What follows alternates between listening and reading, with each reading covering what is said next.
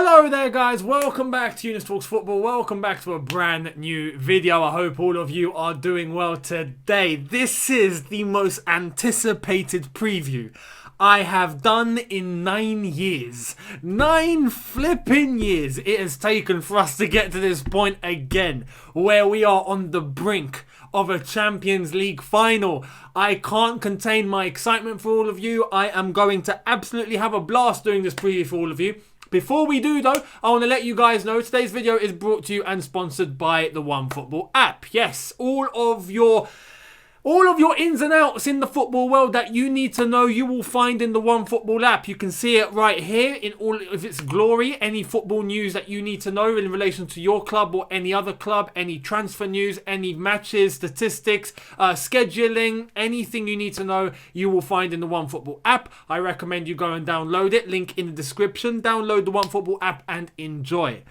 Chelsea versus Real Madrid is going to be an absolute blast. Before I get into Chelsea versus Real Madrid though, a bit of football news that I feel like we just need to mention because it's absolutely massive. So, 3 things. Firstly, Jose Mourinho's got a new job. Yes, he is the new Roma manager. Roma! I wish Jose all the best of luck over in Italy. We no longer have to compete against him. We can wish him the best and support him from afar. Yeah, I hope he smashes it.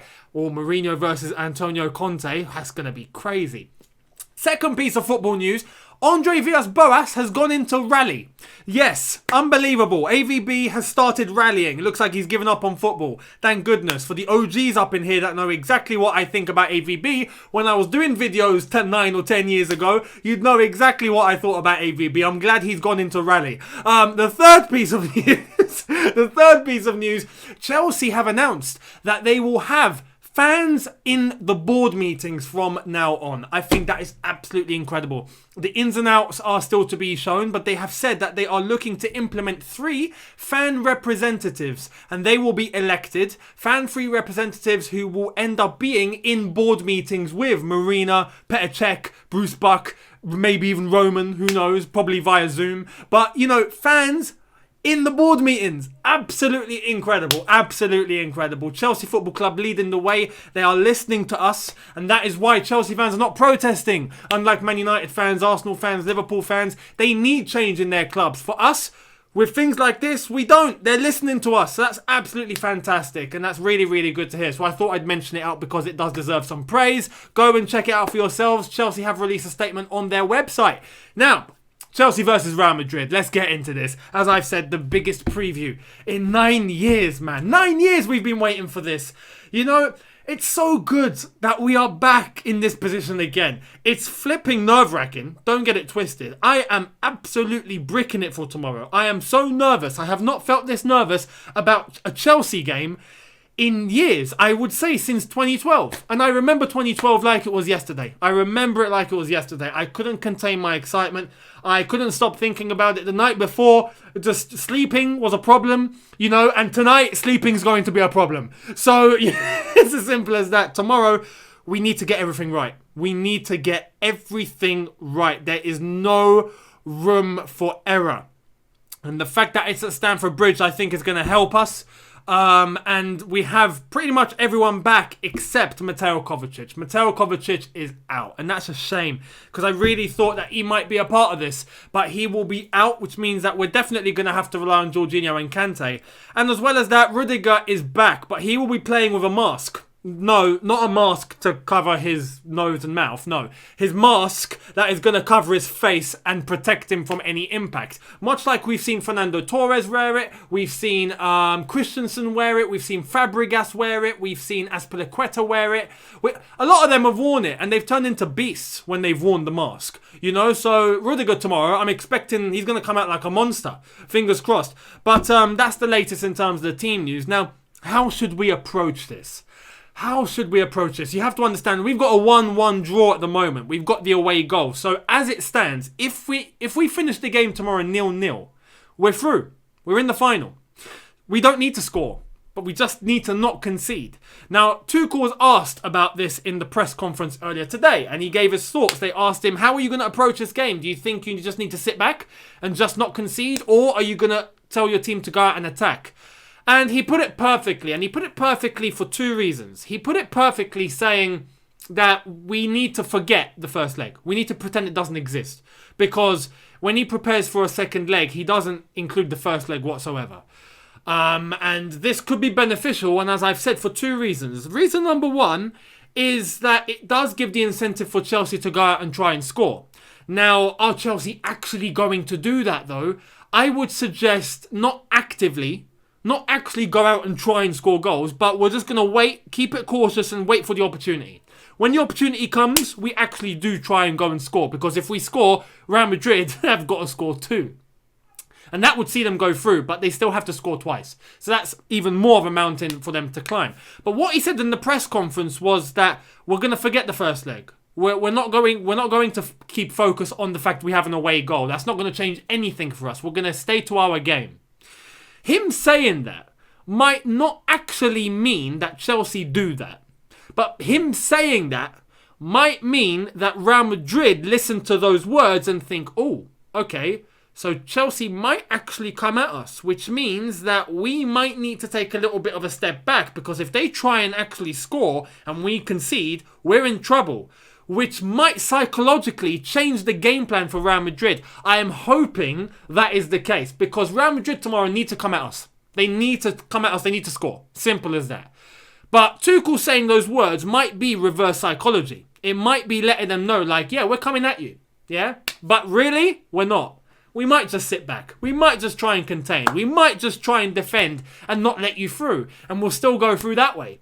But if Real Madrid are listening to Tuchel saying, oh, they're coming at us, that might get Real Madrid thinking, double think, if you want to put it that way. Just pure reverse psychology. Tuchel is very good at that sort of thing, so I'm hoping that is what he's done.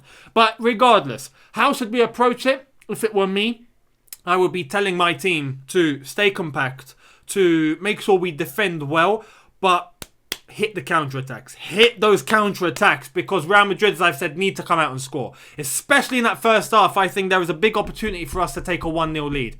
And if we do take a 1-0 lead, whew, it's going to be crazy. You're going to see my reaction on the watch-along. Make sure you tune in for the watch-along. It's going to be mad. I'm also doing a watch-along for the Man City PSG game tonight. So make sure you tune in for that. We're going to keep an eye on who we might face in the final if we make it through. Let's get into the starting 11. The starting 11 and who Thomas Tuchel should go with, especially based on how I reckon we should approach the game. There's definitely going to be, I think, some disagreement, but overall, I'm hoping for quite a bit of an agreement here. Let's get into the starting 11 and who Thomas Tuchel should go with. So, we stick with a back three formation, that is without saying. And, of course, in goal needs to be Mr. You've said it, Mr. Edouard Mendy. Edouard Mendy, I'm hoping, puts in the performance of his life, because Real Madrid are going to come at us, as I've said, and they are going to try and score as many goals as they can. It's as simple as that. They need to score. If not, they're out. So Edouard Mendy might need to be called upon tomorrow, and I hope he puts in one hell of a shift. I don't have any doubts about him.